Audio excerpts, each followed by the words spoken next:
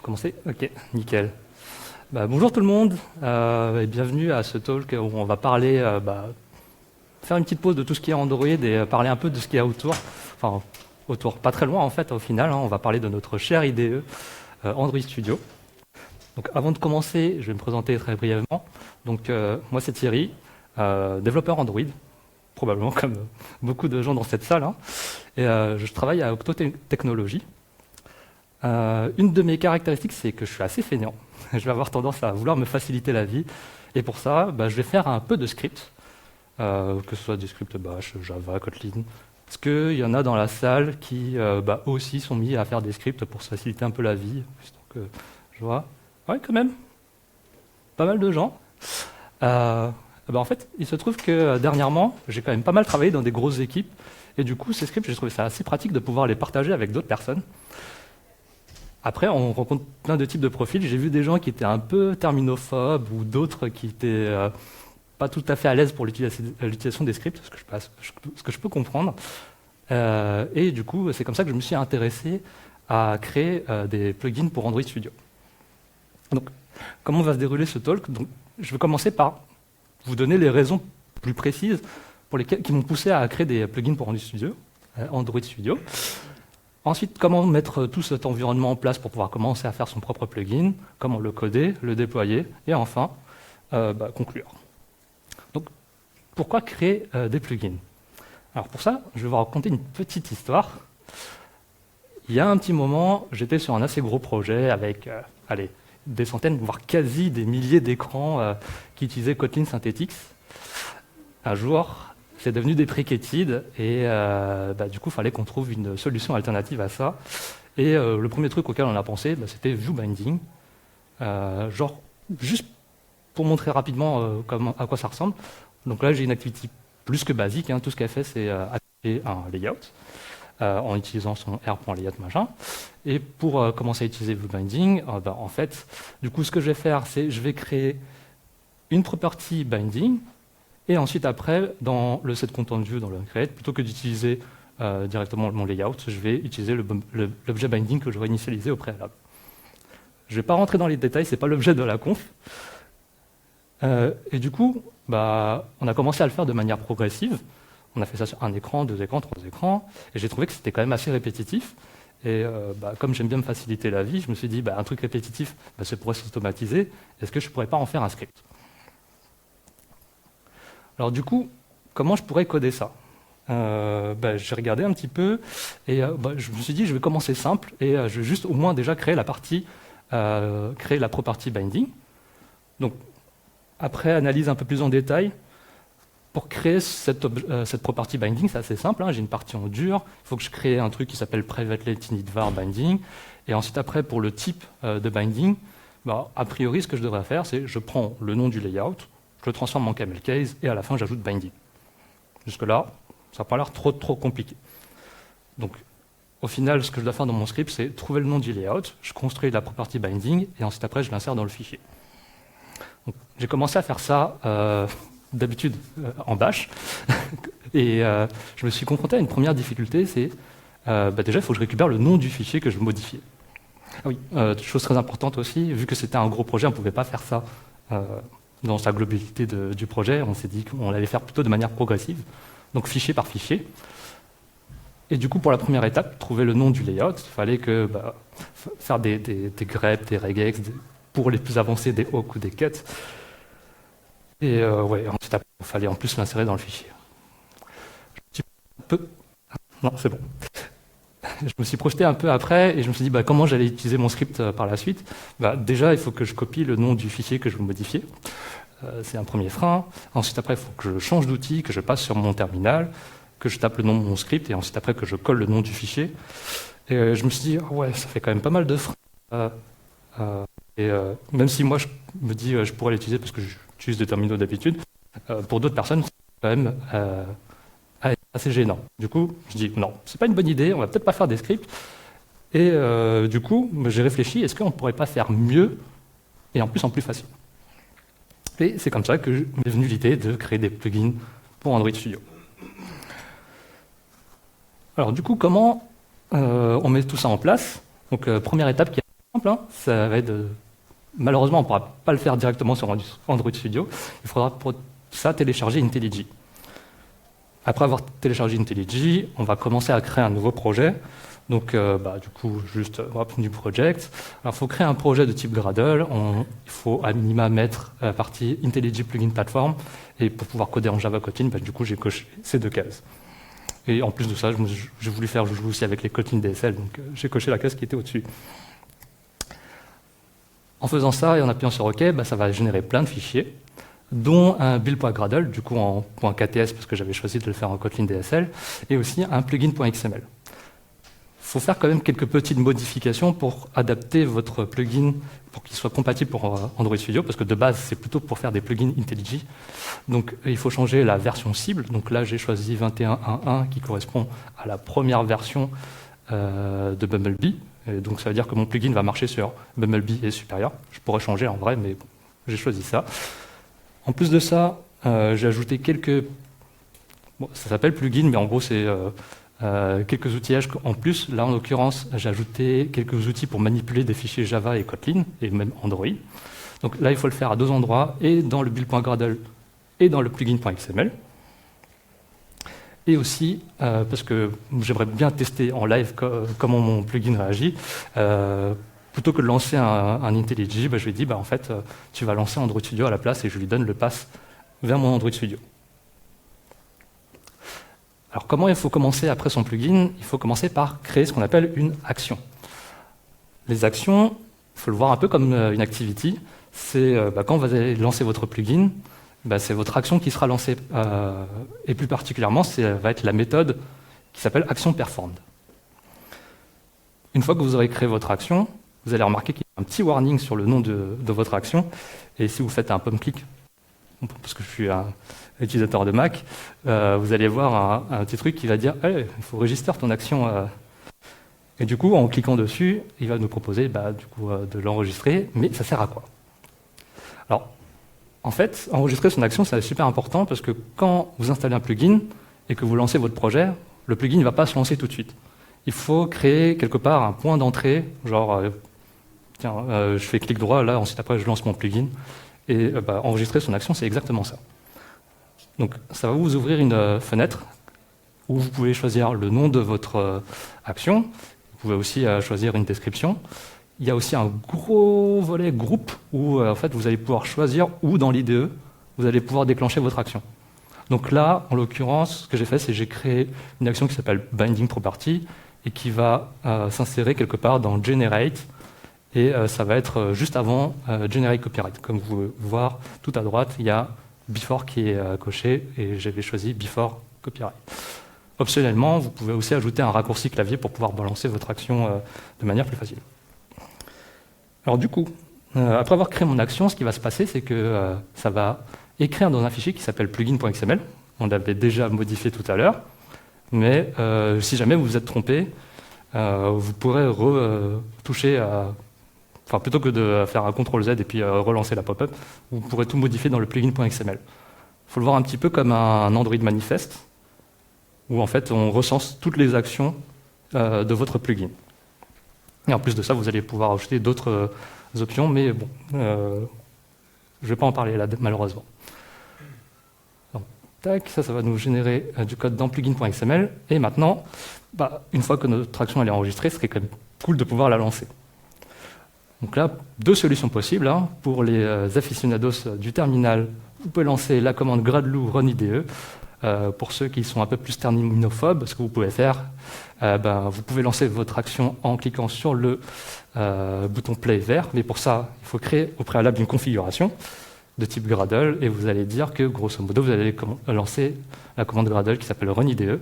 Ce que je vous conseille aussi, c'est d'enregistrer cette configuration, comme ça, quand vous allez publier votre plugin ou le mettre sur Git, tous ceux qui vont le récupérer et qui vont le modifier vont pouvoir avoir cette configuration et pas avoir à l'ajouter à la mano. Alors, une fois que c'est fait, du coup, vous allez avoir l'option de lancer le plugin, et là, roulement de tambour, qu'est-ce qui va se passer?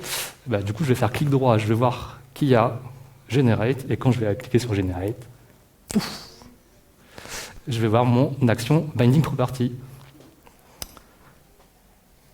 Bon, tout ça c'est beau, mais pour l'instant, concrètement, mon plugin il fait rien du tout. Hein. Et donc il va falloir qu'on se mette à le coder.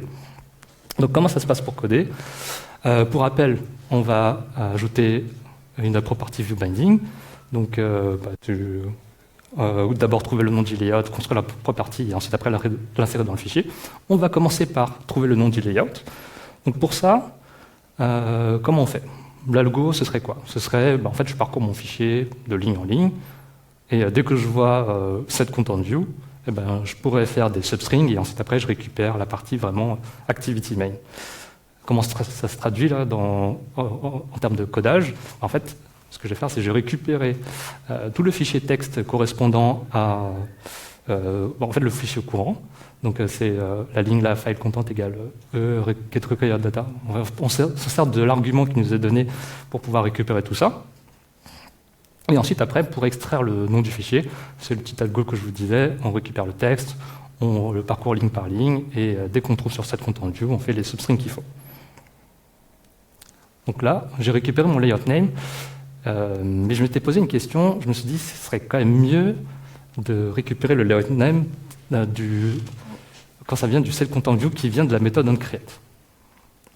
Ça, comment je le ferais? En fait, ça commence à devenir un peu compliqué, parce qu'il faudrait que je récupère la ligne qui correspond à onCreate, trouver la collade fermante correspondante, ensuite après faire un substring de tout ça, et ensuite après faire la recherche là-dessus. Et c'est là que je suis tombé sur le pouvoir des PSI. Ou plutôt, vu que c'est un acronyme ou un sigle, je ne sais pas comment on dit. Bon, en tout cas, PSI pour dire Programme Structure Interface. Donc c'est quoi les programmes structure interface? Si je devais le résumer en une phrase, le PSI, ça permet de lire un fichier de façon structurée. Donc, en gros, quand je vais aller sur mon fichier d'activity, là que je pourrais dire que en fait, tout ça c'est un file, mais dans ce file il y a une classe, et dans cette classe il y a une méthode. Et en fait, avec Psy, vous allez pouvoir voir ça de manière assez simple. Et d'ailleurs, il y a un plugin qui s'appelle PsyViewer qui va pouvoir vous montrer l'arborescence complète de votre fichier sous forme de Psy. Mais grosso modo, en fait, vous avez un fichier, dedans vous pouvez accéder à plein de choses, vous pouvez accéder aux imports, aux package name, mais bon, là ce qui va nous intéresser, c'est aller au niveau des classes. Au niveau des classes, nous, on veut chercher la méthode qui s'appelle onCreate, donc du coup, on va faire une recherche comme ça, on va récupérer le kt-file, les classes, et après, dans la méthode, on va filtrer, on va prendre seulement celle qui s'appelle onCreate. En termes de code, ça se passe comme ça, donc d'abord, je vais récupérer le fichier courant en tant que psyfile. Alors, pour ne pas me prendre la tête, je vais juste prendre la première classe. Et pour les méthodes, je vais faire class.methods. Et ensuite, après, je vais dire, je vais prendre la première qui s'appelle onCreate. Et pour extraire le nom du layout, plutôt que de balancer absolument tout le texte correspondant à mon fichier courant, je vais filer seulement le texte de la méthode onCreate. Donc, du coup, c'est vraiment à partir du override jusqu'à la collade fermante. Et là, je suis sûr à 100% que j'ai bien récupéré le layout qui est utilisé dans onCreate. Maintenant que j'ai récupéré le nom du layout, il faut que je construise la property viewBinding. Donc ça, pas très compliqué a priori. On avait dit, on récupère le nom du layout, on le transforme en camel case et à la fin on ajoute binding. Donc c'est ce que je fais ici. Et ensuite après, j'ajoute la partie statique que j'avais dit tout à l'heure, c'est-à-dire le private latinidvar binding. Et ensuite, après, je mets la partie dynamique. Bon, ça, c'était simple. Maintenant, il ne reste plus qu'à insérer, du coup, la property dans mon fichier. Donc, pour ça, comment je fais? Déjà, il faut se demander où est-ce qu'on va l'ajouter. Là, idéalement, je me dis, ce serait pas mal avant la méthode onCreate, a priori. Et pour ça, comment je fais? Le premier truc auquel j'ai pensé, c'était, en fait, je prends le début de la méthode onCreate, et le texte que j'ai construit tout à l'heure, en fait, je vais l'insérer à cet index-là. Donc, en fait, ça correspond à ce qu'on appelle le start offset. Donc, je peux faire onCreateMethod.startOffset et du coup, je récupère l'endroit où je dois insérer mon texte. Une chose à savoir quand même, c'est qu'avant de faire toute opération d'écriture, enfin plutôt pour faire toute opération d'écriture, il faut tout wrapper par ce qu'on appelle une write command action. Donc, ça se passe comme ça. Donc là, ça fait un gros bloc de texte. Je vais vous sélectionner les parties vraiment intéressantes. Donc, Après avoir construit ma property view binding, j'ai récupéré le start offset de ma méthode onCreate, et ensuite après, je wrap tout dans la write command action, et je dis, en fait, je récupère le document concurrent, et je vais faire insert string à l'offset indiqué, et là, je mets du coup le texte que je veux. Il y a une autre solution possible, hein, c'est en utilisant les objets psy qu'on avait vus tout à l'heure. Alors en fait, du coup, ce que je peux dire, c'est j'insère dans ma classe la psy binding property que je crée via une factory, et du coup, je l'ajoute avant la méthode onCreate. Mais pour pouvoir faire ça, il faut que je récupère des objets qui sont writable. Parce que par défaut, on n'a que des objets qui sont en read-only. Et voilà, avec ça, du coup, j'ai intégré j'ai du coup fait mes 3 étapes, j'ai trouvé le nom du fichier, j'ai le nom du layout, j'ai construit la binding property, et ensuite après, je l'ai inscrit dans mon fichier. Alors ça, c'est bien beau, mais du coup, on a manipulé vraiment que des fichiers Kotlin. C'est aussi possible de manipuler des fichiers Java. Pour ça, je vous laisse ces ressources-là, mais grosso modo, pour construire des objets phi, il faut d'autres façades. Là, j'avais utilisé une en Kotlin, mais bon, il y a des équivalents XML et Java. Et jusque-là aussi, on a vu qu'une infime partie des possibilités d'un plugin. On a vu pour l'instant comment on fait pour lire de manière structurée un fichier avec les psy-files et comment on fait pour écrire dedans. En vérité, avec un plugin, il y a possibilité de faire plein d'autres trucs. On peut manipuler d'autres fichiers, on peut afficher des dialogues, des prompts, renommer un psy-element ou trouver des classes par son nom, enfin bref, plein d'autres. Et il y a plein de fonctions qui sont montrées dans du coup, ce qui s'appelle le Psy Cookbook, que vous pourrez accéder à cette adresse-là. Et en plus de ça, on a vu vraiment qu'un type de plugin en particulier, mais il existe plein d'autres types de plugins. Hein. J'imagine que ceux qui sont présentés là, peut-être vous en connaissez certains. Mais ouais, on peut modifier des icônes, de la couleur, supporter de nouveaux langages ou des frameworks, etc., etc. Et maintenant, comment on fait pour déployer son plugin? Donc là, encore une fois, ça va pas mal ressembler à comment on fait nous sur Android. Donc je vais le découper en 3 étapes. D'abord, préparer ce qu'on appelle la sign config. C'est vraiment comme Android où on prépare juste une signing config. Ensuite, comment compiler et signer son plugin. Et ensuite, après, à la fin, uploader ça sur JetBrains Plugin Marketplace. Donc, préparer une sign config. Pour ça, finalement, il va falloir qu'on génère non pas une, mais 2 clés, une privée et un certificat. Donc, c'est avec ces lignes de commande-là. Hein. Si vous voulez plus de détails, vous avez la documentation sur le site de JetBrains. Ensuite, après, je vais configurer mon projet. Donc, il faut qu'on, grosso modo, remplisse là, dans le build.gradle, la partie sign plugin. Donc, je lui dis, le certificate chain, il faut regarder dans tel fichier que j'ai renseigné dans un gradle.properties qui est dépendant de mon profil. Idem pour la private key et le password. Une fois que j'ai configuré le projet, maintenant il ne reste plus qu'à le compiler et signer. Donc, pareil que pour lancer son plugin, 2 solutions possibles. Soit je le fais en ligne de commande avec sign plugin, ou je crée une configuration qui permet de le faire. Et maintenant, il ne reste plus qu'à uploader. Pour uploader son plugin, c'est assez simple. Déjà, il faut récupérer le binaire. On trouve dans le dossier build distribution de votre projet, et vous allez avoir du coup un fichier qui s'appelle, je ne sais pas, votre nom de plugin avec la version et un -sign.zip. Ensuite, il faut s'authentifier sur le site de JetBrains Marketplace. Donc si vous n'avez pas de compte, vous pouvez en créer un de manière assez facile, il n'y a pas besoin de payer ni rien. Et ensuite, après, vous pouvez uploader le binaire que vous avez récupéré au préalable. Il y a une petite fiche aussi de présentation que vous pouvez remplir, et après, il ne manquera plus qu'à attendre que ça soit validé. Ça prend 1 ou 2 jours, et voilà, c'est bon. Votre plugin il sera trouvable directement depuis votre IDE. Bon, qu'est-ce qu'on peut conclure de tout ça? C'est que finalement, l'avantage des plugins par rapport au script, c'est que quand même, ça permet une certaine intégration. Il n'y a pas besoin de changer d'outil et donc de rester sur son IDE. Il n'y a pas besoin non plus de transférer beaucoup d'informations parce que le plugin peut lire de lui-même plein d'infos sur votre projet en cours. En plus de ça, il y a quand même pas mal de devs qui sont facilités, hein, pas besoin de grep, de regex, de awk, de cut, enfin bref. Tout ça grâce au pouvoir des psy-files. Et pas besoin non plus de changer de langage, parce que tout sera en Java Kotlin, ce que probablement beaucoup d'entre vous connaissent déjà. Et en plus de ça, pour tout ce qui est distribution, c'est quand même assez facile. Il suffit de publier ça sur le marketplace, ça facilite en plus le versionning et c'est facile à trouver, plutôt que de mettre un script je ne sais où. C'est pratique, mais il ne faut pas le faire de manière automatique non plus. Là, pour le coup, ce que je vous ai montré, c'est que c'était plutôt à destination d'un usage ponctuel. Là, en l'occurrence, une migration partielle. Pour une migration totale, il y a d'autres solutions qui existent. Et ça a fait l'objet de certains autres talks aujourd'hui. Donc, pour conclure, et le dernier mot de la fin, ce sera finalement, créer un plugin, c'est pas si sorcier. Il faut juste trouver la bonne idée et j'espère que ce talk vous a donné envie d'en créer un.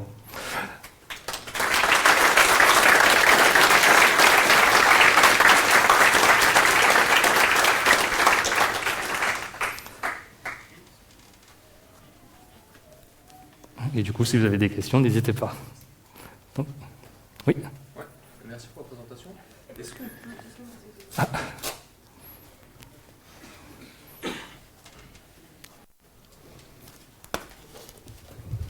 Merci. Est-ce qu'on peut facilement distribuer un plugin sans utiliser le marketplace public, genre sur un Nexus ou un Artifactory par exemple? C'est vrai que j'en ai pas parlé, mais c'est tout aussi facile. Enfin, dans les 3 étapes que je vous ai montrées, c'était finalement juste faire les 2 premières, faire une sign-in config, et ensuite après compiler et signer son plugin. Et en fait, le zip que vous allez avoir, vous allez pouvoir le publier n'importe où et vous dites juste aux personnes de votre équipe, téléchargez-le, installez-le. On peut y installer des plugins, pas forcément via le marketplace, il y a un truc qui permet de choisir un fichier en local et ça marche.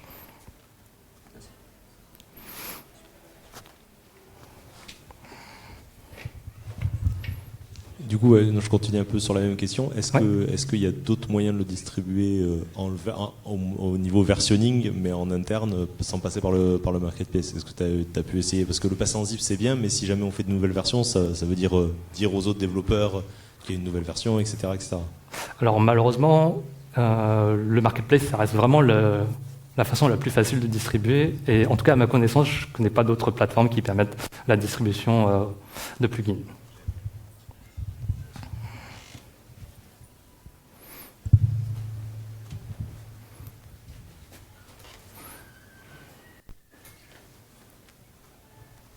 Bon, merci à tous pour votre attention et puis...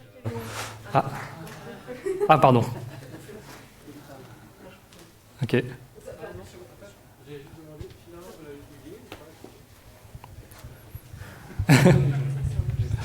Enfin, sans doute vous avez répondu, j'ai peut-être pas été attentif, mais finalement vous l'avez publié ou pas, la migration partielle de ViewBinding? Alors j'en ai pas parlé, mais effectivement, ce que j'ai fait, c'est que j'avais d'abord créé un jar que j'avais distribué du coup autrement que via le marketplace. On avait mis ça sur un drive, tout le monde l'a téléchargé et utilisé. Et c'est comme ça que j'ai vu que certaines personnes étaient un peu réfractaires à l'utilisation de ce jar et que je me suis dit, ouais, je vais en faire un plugin, mais à l'heure actuelle, il n'est pas encore terminé. Au final, vous avez gagné plus de temps ou perdu plus de temps à faire le plugin? Alors, je t'avouerai que vu qu'on avait des milliers quasiment de fichiers à migrer, au final, je trouve qu'on a gagné pas mal de temps parce qu'on n'a même pas encore fini toute la migration. Hein? Non, parce que vu qu'on n'a pas encore fini, je crois que j'ai dû mettre, en codant crânement, 2-3 jours à faire ce plugin, enfin plutôt ce script, que je vais ensuite me mettre à transformer en plugin. Et je pense qu'il en fait gagner pas mal au final.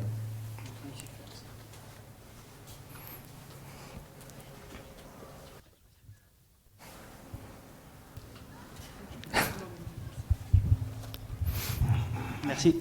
À une époque, il y avait FreeMarker Templates pour créer justement plusieurs fichiers et ce genre de choses. Est-ce que j'ai vu que normalement on était censé passer par des plugins Android Studio maintenant pour générer typiquement nos view modèles, tous ces outils-là. Est-ce que vous avez déjà essayé justement de passer par des plugins Android Studio pour cette génération de fichiers?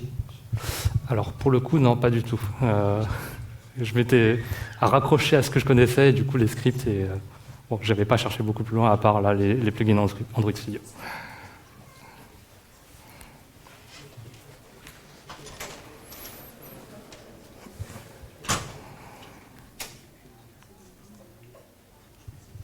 Pas d'autres questions?